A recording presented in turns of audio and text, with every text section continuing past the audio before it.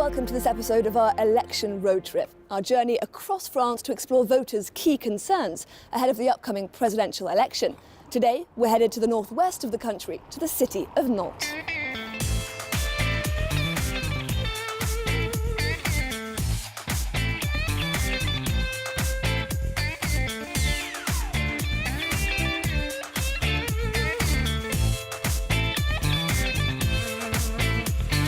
Historically, the city of Nantes has been known as La Belle Endormie, or France's sleeping beauty. But in recent years, significant population growth here has coincided with a spike in criminality.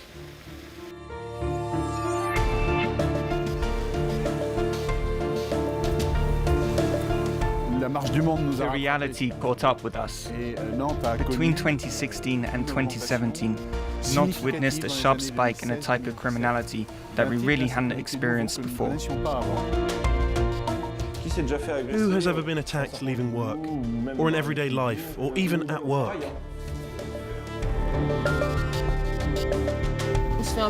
We get harassed almost all the time. You get followed, insulted. You're subjected to a lot of things that you shouldn't have to expect when you're just going out.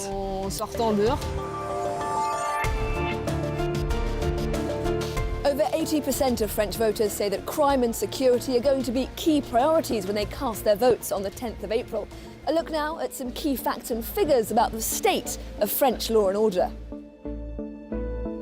Law and order statistics in France can make for worrying reading. The most severe violent crime, including murder and attempted murder, is on the up, with cases more than doubling over the past 10 years, climbing to almost 4,500 in 2020. A trend reflected in gang-related violence, with 357 incidents reported in 2020, up from 228 the year before. Meanwhile, reported incidents of sexual violence more than doubled between 2010 and 2019, with more than half of all cases concerning minors. Although how much that spike is down to better reporting of crimes in the wake of the Me Too movement is impossible to say, but there is some cause for reassurance. The total number of annual reports of physical violence has remained more or less stable in recent years, with 710,000 cases reported in 2018, slightly down from the 776,000 in 2016. Non-violent theft is also following a downward curve. As for the perception of insecurity, it depends on who you ask, with the unemployed, women and non-French citizens reporting feeling less safe than the rest of the population.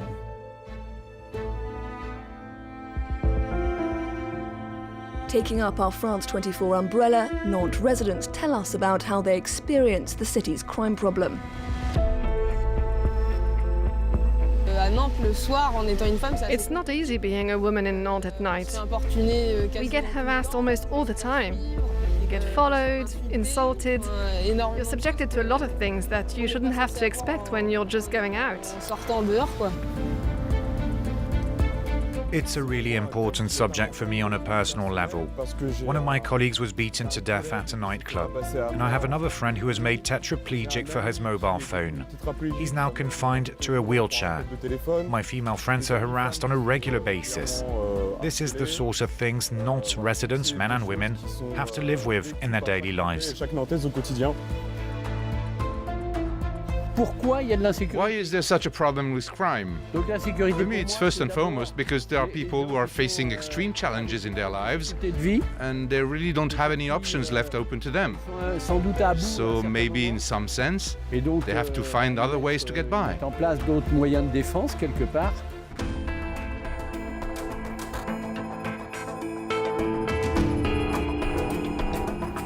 France 24's cameras are the first to be granted access to the city's sole surveillance centre. It's here we're meeting with Pascal Bolot, Deputy Head of Security at Nantes City Hall. Pascal Bolot, how do you explain this recent spike in crime in the city centre of Nantes? The first cause is the explosion of international drug trafficking. Almost all of the violence we encounter in the city centre or in more working-class neighbourhoods is directly linked to drug trafficking.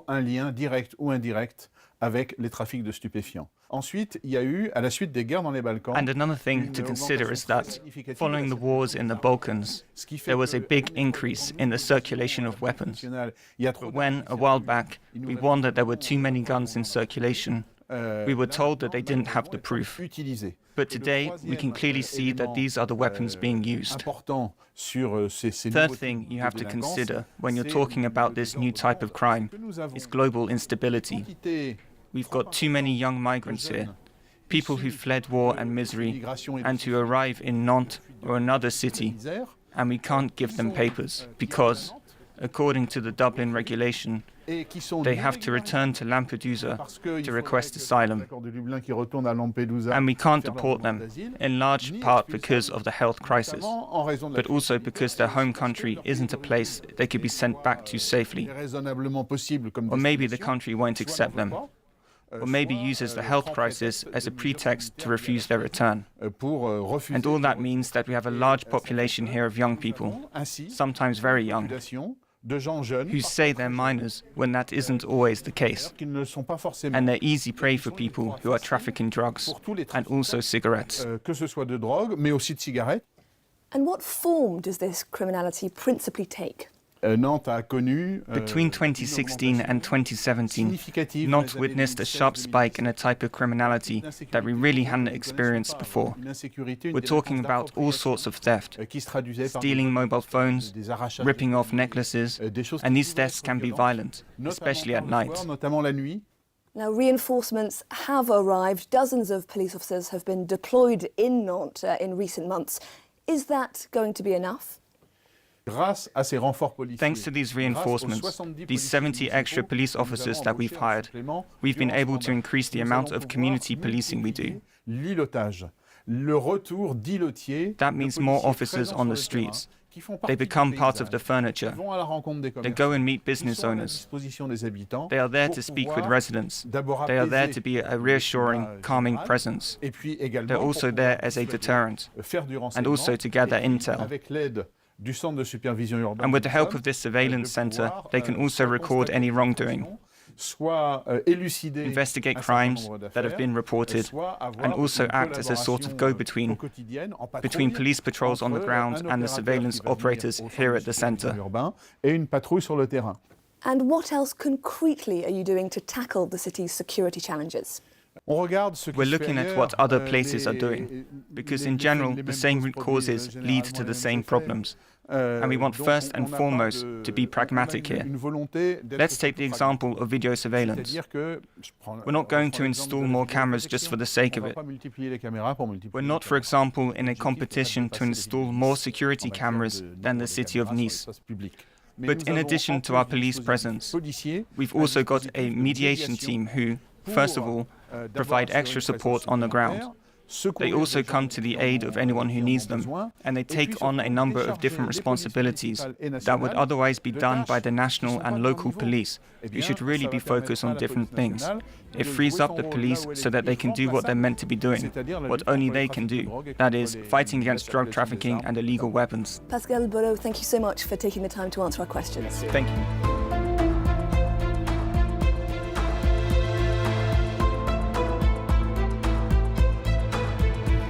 As city authorities grapple with Nantes' crime problem, local business owners keen to lure back fearful customers are taking matters into their own hands. Our reporter went to see how they operate. Before starting his shift, Guillaume makes the rounds of the cafes in the city center. Salut les gars. Salut, ça va? Ça va et toi? Ouais. Ça va bien? 3 years ago, this security guard created a group on social media for nightlife professionals. The goal, to exchange information. A security guard's reporting that these 3 individuals, they're pickpockets, who are robbing people on the street. We are warned in real time of what's happening elsewhere, and that can prepare us in case they come here. The group has more than 800 members, including Antoine. In the past 2 years, his bar has been robbed twice, as seen in these images filmed by neighbors. They returned, they looked behind the bar and left without taking anything. And the second time, they spent 45 minutes searching. They tried to break into and to take out the safe, which they never managed to remove. Afterwards, it's complicated with the insurance to make everything work, a real pain. At some point, you have to find solutions. The solutions, no one's able to provide them. We often pass the buck. It's often the town hall against the prefecture against the town hall. The state and the town hall don't provide the means, so we have to find the solutions. Faced with a resurgence of thefts and assaults, the state and the city have begun to reinforce patrols. But these bar owners and employees say that's not nearly enough. Who has ever been attacked leaving work, or in everyday life, or even at work? I want to reassure you right now, there's no shame in it.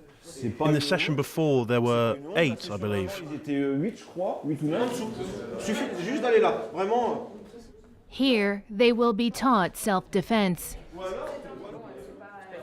I pay 300 euros a month for parking. I give all my colleagues a lift every night because I don't want to cross town on foot. You get followed. I've been held up with a knife before. That's why I always go home by bike. At 3 o'clock in the morning, the tram's not running. I managed to hold on to my bike so as not to fall and get a fat lip, but they pushed me hard and snatched everything I had.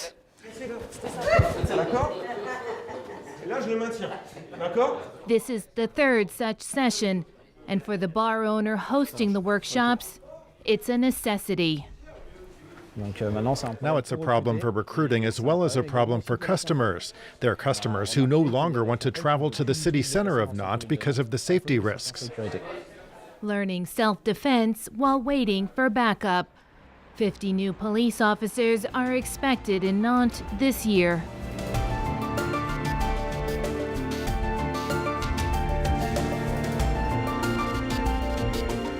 That brings us to the end of this episode of our election road trip in Nantes. For our next stop, we're heading further north to the city of Lille to talk education. See you on the road.